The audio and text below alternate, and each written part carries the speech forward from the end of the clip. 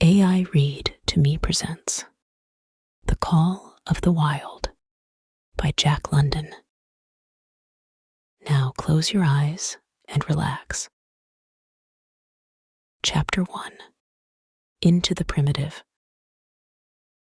Old longings, nomadic leap, chafing at custom's chain. Again from its brumal sleep, wakens the farine strain. Buck did not read the newspapers, or he would have known that trouble was brewing, not alone for himself, but for every tidewater dog, strong of muscle and with warm, long hair from Puget Sound to San Diego. Because men, groping in the Arctic darkness, had found a yellow metal, and because steamship and transportation companies were booming the find, thousands of men were rushing into the Northland. These men wanted dogs, and the dogs they wanted were heavy dogs, with strong muscles by which to toil, and furry coats to protect them from the frost. Buck lived at a big house in the sun-kissed Santa Clara Valley. Judge Miller's place, it was called. It stood back from the road, half hidden among the trees, through which glimpses could be caught of the wide, cool veranda that ran around its four sides. The house was approached by graveled driveways, which wound about through wide spreading lawns and under the interlacing boughs of tall poplars. At the rear, things were on even a more spacious scale than at the front.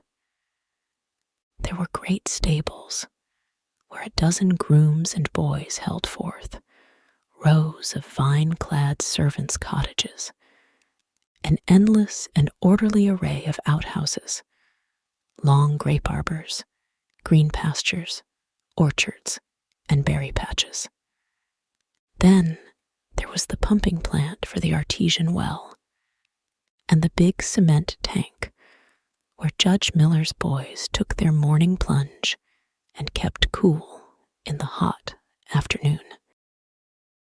And over this great domain, Buck ruled. Here he was born, and here he had lived the 4 years of his life. It was true, there were other dogs. There could not but be other dogs on so vast a place, but they did not count.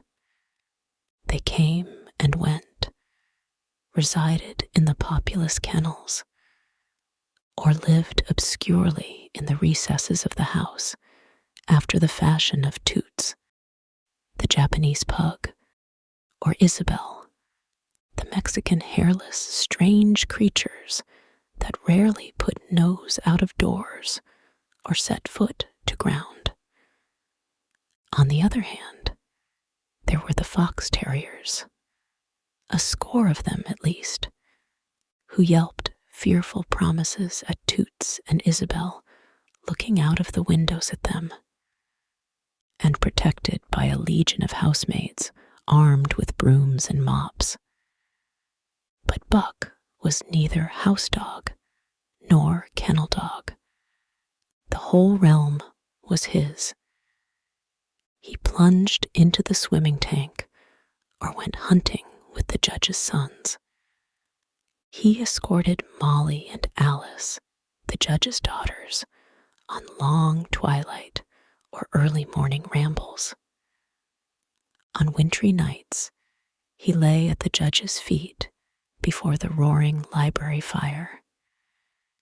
He carried the judge's grandsons on his back, or rolled them in the grass, and guarded their footsteps through wild adventures down to the fountain in the stable yard, and even beyond, where the paddocks were and the berry patches.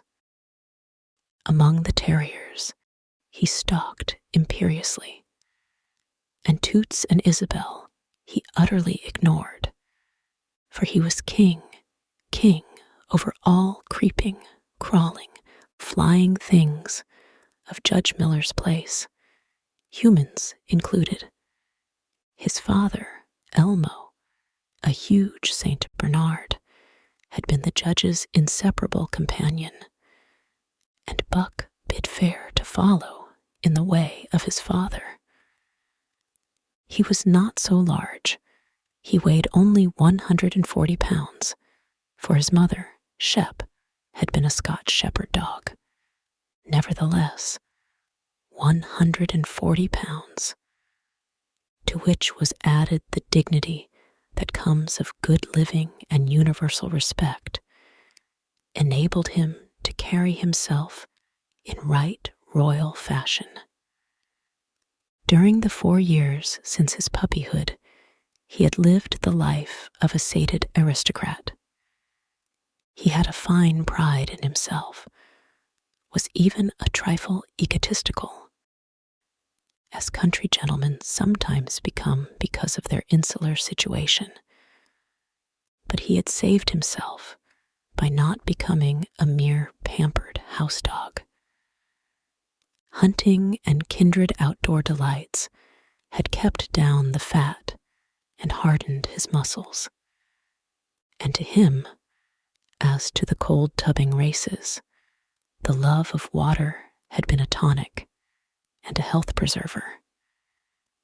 And this was the manner of Dog Buck was in the fall of 1897, when the Klondike strike dragged men from all the world into the frozen north.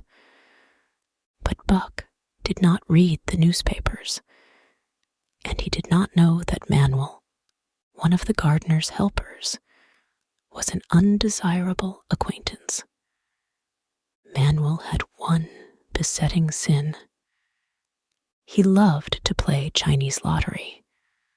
Also, in his gambling, he had one besetting weakness, faith in a system. And this made his damnation certain. For to play a system requires money, while the wages of a gardener's helper do not lap over the needs of a wife and numerous progeny. The judge was at a meeting of the Raisin Growers Association, and the boys were busy organizing an athletic club on the memorable night of Manuel's treachery. No one saw him and Buck go off through the orchard on what Buck imagined was merely a stroll.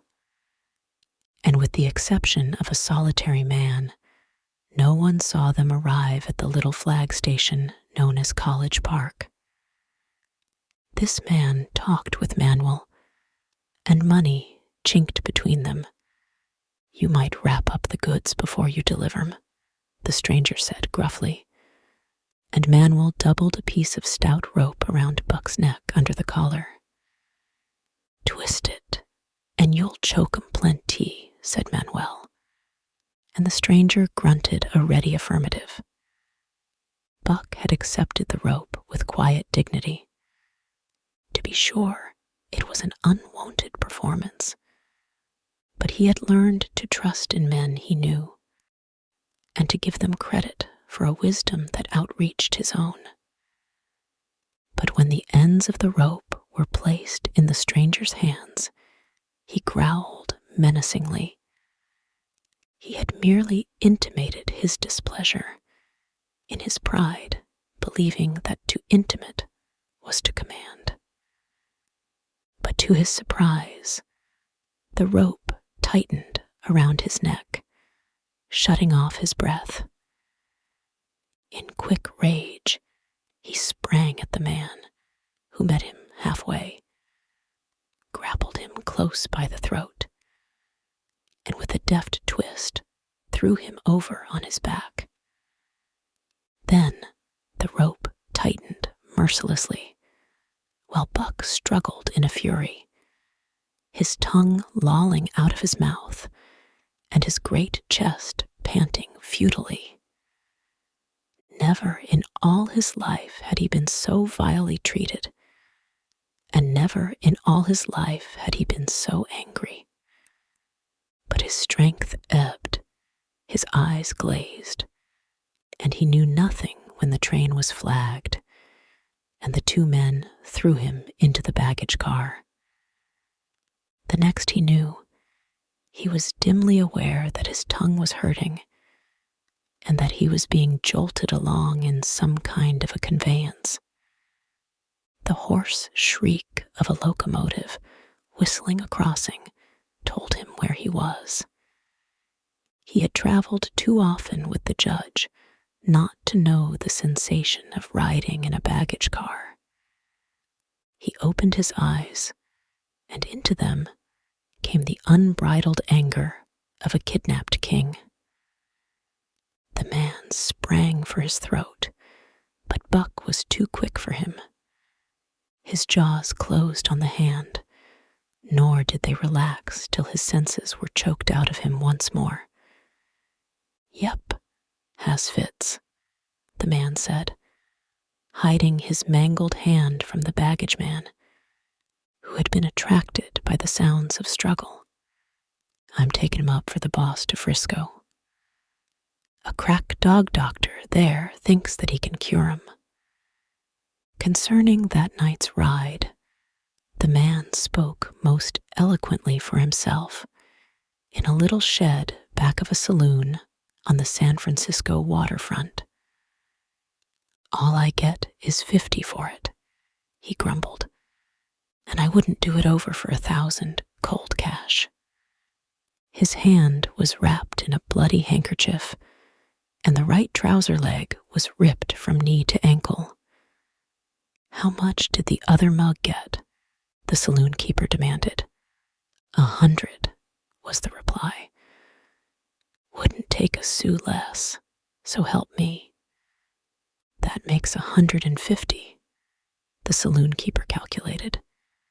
"And he's worth it, or I'm a squarehead." The kidnapper undid the bloody wrappings and looked at his lacerated hand. "If I don't get the hydrophobia, it'll be because you was born to hang," laughed the saloon keeper. "Here, lend me a hand before you pull your freight," he added. Dazed, suffering intolerable pain from throat and tongue, with the life half throttled out of him, Buck attempted to face his tormentors. But he was thrown down and choked repeatedly, till they succeeded in filing the heavy brass collar from off his neck. Then the rope was removed, and he was flung into a cage-like crate. There he lay for the remainder of the weary night, nursing his wrath and wounded pride. He could not understand what it all meant. What did they want with him, these strange men? Why were they keeping him pent up in this narrow crate? He did not know why, but he felt oppressed by the vague sense of impending calamity. Several times during the night, he sprang to his feet when the shed door rattled open, expecting to see the judge, or the boys at least.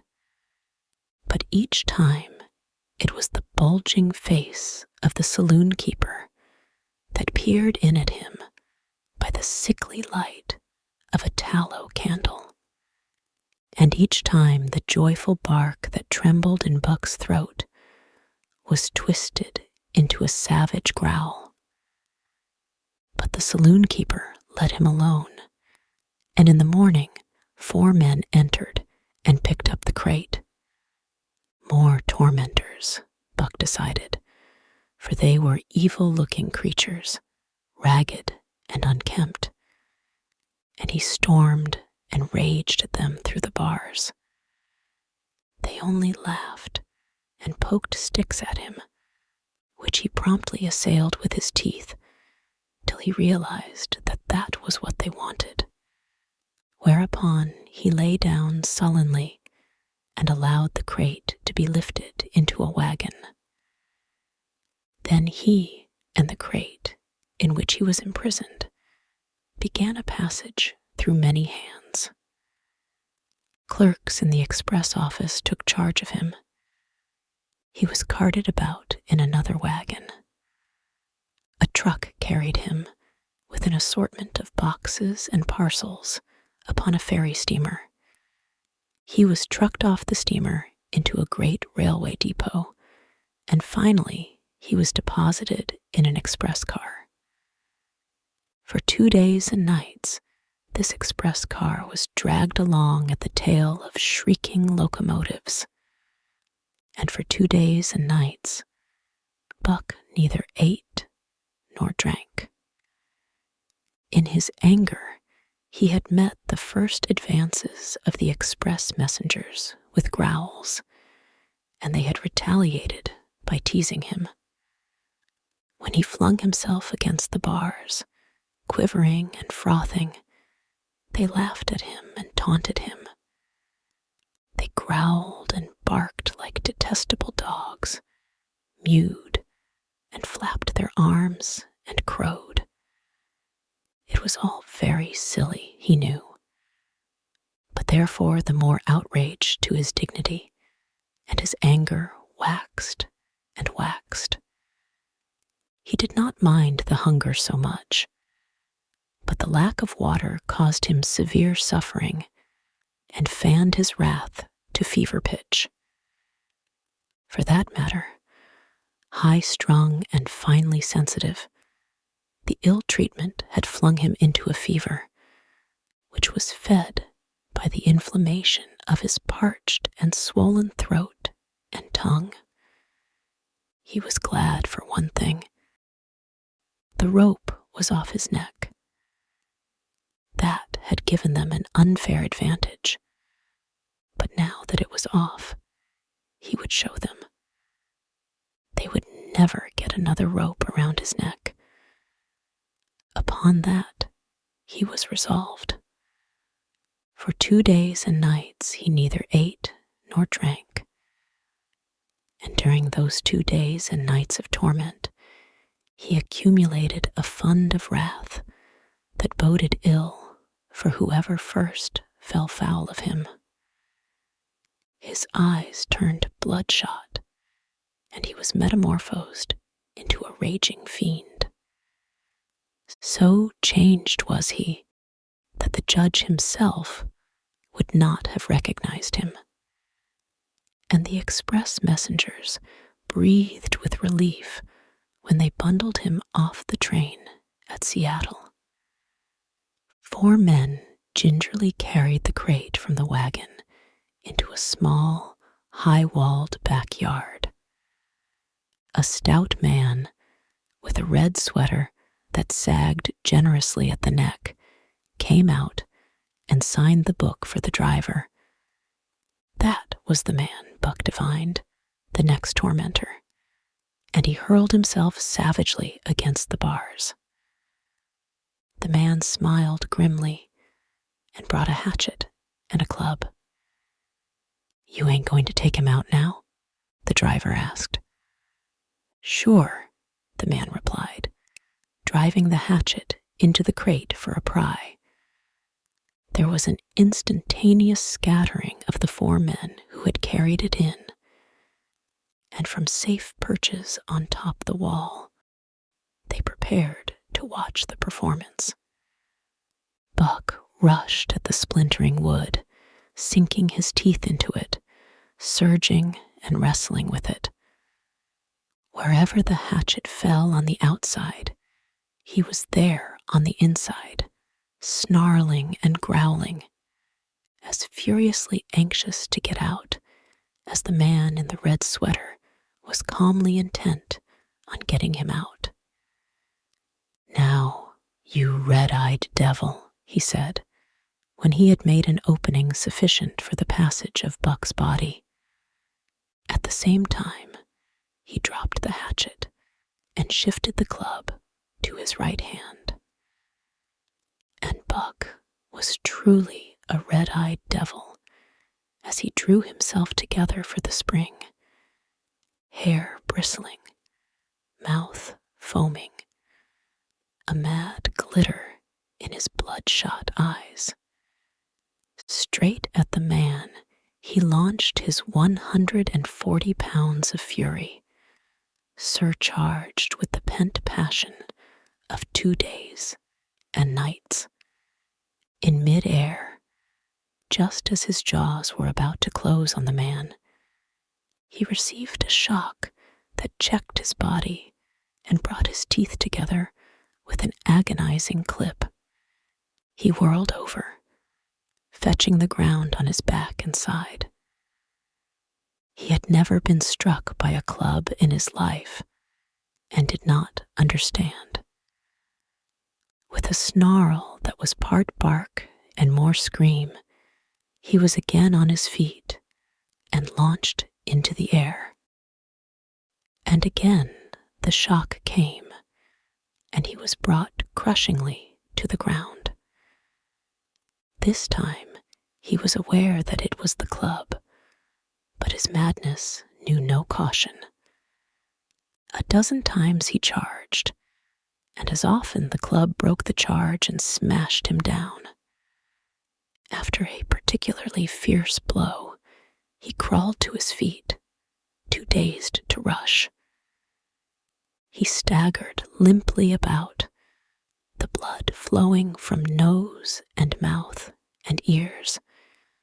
His beautiful coat sprayed and flecked with bloody slaver. Then the man advanced and deliberately dealt him a frightful blow on the nose. All the pain he had endured was as nothing compared with the exquisite agony of this. With a roar that was almost lion-like in its ferocity, he again hurled himself at the man. But the man, shifting the club from right to left, coolly caught him by the underjaw, at the same time wrenching downward and backward. Buck described a complete circle in the air, and half of another, then crashed to the ground on his head and chest. For the last time he rushed. The man struck the shrewd blow he had purposely withheld for so long, and Buck crumpled up and went down, knocked utterly senseless. "He's no slouch at dog-breakin', that's what I say," one of the men on the wall cried enthusiastically. "Druther break cayuses any day, and twice on Sundays," was the reply of the driver as he climbed on the wagon and started the horses. Buck's senses came back to him, but not his strength. He lay where he had fallen, and from there he watched the man in the red sweater. "Answers to the name of Buck," the man soliloquized, quoting from the saloon keeper's letter, which had announced the consignment of the crate and contents. "Well, Buck, my boy," he went on in a genial voice, "we've had our little ruction, and the best thing we can do is to let it go at that. You've learned your place, and I know mine. Be a good dog, and all'll go well, and the goose hang high. Be a bad dog, and I'll whale the stuffin' out of you. Understand?" As he spoke, he fearlessly patted the head he had so mercilessly pounded, and though Buck's hair involuntarily bristled at touch of the hand, he endured it without protest. When the man brought him water, he drank eagerly, and later bolted a generous meal of raw meat, chunk by chunk, from the man's hand. He was beaten, he knew that, but he was not broken. He saw, once for all, that he stood no chance against a man with a club. He had learned the lesson, and in all his afterlife, he never forgot it. was a revelation. It was his introduction to the reign of primitive law, and he met the introduction halfway. The facts of life took on a fiercer aspect, and while he faced that aspect uncowed, he faced it with all the latent cunning of his nature aroused. As the days went by, other dogs came, in crates, and at the ends of ropes, some docilely, and some raging and roaring as he had come. And, one and all, he watched them pass under the dominion of the man in the red sweater. Again and again, as he looked at each brutal performance, the lesson was driven home to Buck. A man with a club was a lawgiver, a master to be obeyed, though not necessarily conciliated. Of this last, Buck was never guilty, though he did see beaten dogs that fawned upon the man and wagged their tails and licked his hand. Also, he saw one dog that would neither conciliate nor obey, finally killed in the struggle for mastery.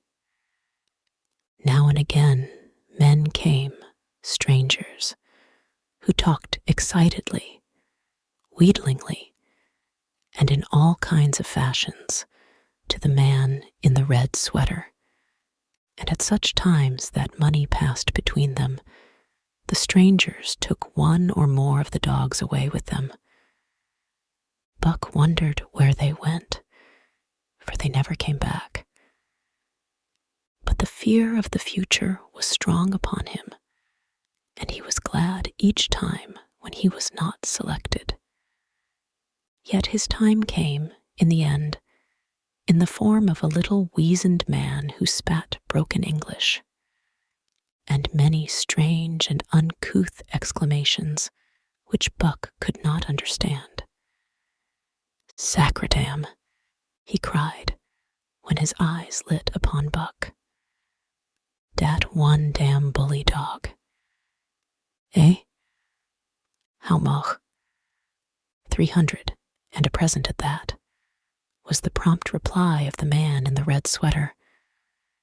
"And seem it's government money? You ain't got no kick comin', eh, Perot?" Perot grinned. Considering that the price of dogs had been boomed skyward by the unwonted demand, it was not an unfair sum for so fine an animal. The Canadian government would be no loser, nor would its dispatches travel the slower. Perot knew dogs, and when he looked at Buck, he knew that he was 1 in 1,000, 1 in 10,000. He commented mentally. Buck saw money pass between them, and was not surprised when Curly, a good-natured Newfoundland, and he were led away by the little weazened man. That was the last he saw of the man in the red sweater, and as Curly and he looked at receding Seattle from the deck of the narwhal, it was the last he saw of the warm Southland. Curly and he were taken below by Perot and turned over to a black-faced giant called Francois. Perot was a French-Canadian and swarthy, but Francois was a French-Canadian half-breed and twice as swarthy. They were a new kind of men to Buck, of which he was destined to see many more. And while he developed no affection for them, he nonetheless grew honestly to respect them. He speedily learned that Perot and Francois were fair men, calm and impartial in administering justice, and too wise in the way of dogs to be fooled by dogs. In the 'tween decks of the narwhal, Buck and Curly joined 2 other dogs. One of them was a big, snow-white fellow from Spitzbergen, who had been brought away by a whaling captain and who had later accompanied a geological survey into the Barrens. He was friendly, in a treacherous sort of way, smiling into one's face, the while he meditated some underhand trick, as, for instance, when he stole from Buck's food at the first meal. As Buck sprang to punish him, the lash of Francois's whip sang through the air, reaching the culprit first, and nothing remained to Buck but to recover the bone. That was fair of Francois, he decided, and the half-breed began his rise in Buck's estimation. The other dog made no advances, nor received any. Also, he did not attempt to steal from the newcomers. He was a gloomy, morose fellow, and he showed Curly plainly that all he desired was to be left alone, and further, that there would be trouble if he were not left alone. Dave, he was called, and he ate and slept, or yawned between times, and took interest in nothing, not even when the narwhal crossed Queen Charlotte Sound and rolled and pitched and bucked like a thing possessed. When Buck and Curly grew excited, half wild with fear, he raised his head as though annoyed, favored them with an incurious glance, yawned, and went to sleep again. Day and night, the ship throbbed to the tireless pulse of the propeller, and though one day was very like another, it was apparent to Buck that the weather was steadily growing colder. At last, one morning, the propeller was quiet, and the narwhal was pervaded with an atmosphere of excitement. He felt it, as did the other dogs, and knew that a change was at hand. Francois leashed them and brought them on deck. At the first step upon the cold surface, Buck's feet sank into a white, mushy, something very like mud. He sprang back with a snort. More of this white stuff was falling through the air. He shook himself, but more of it fell upon him. He sniffed it curiously, then licked some up on his tongue. It bit like fire, and the next instant was gone. This puzzled him. He tried it again with the same result. The onlookers laughed uproariously, and he felt ashamed. He knew not why, for it was his first snow. This concludes this reading of The Call of the Wild by Jack London. If you enjoyed it, please like and subscribe. To listen ad-free, visit aireadtome.com or use the link in the description. Thank you for your support.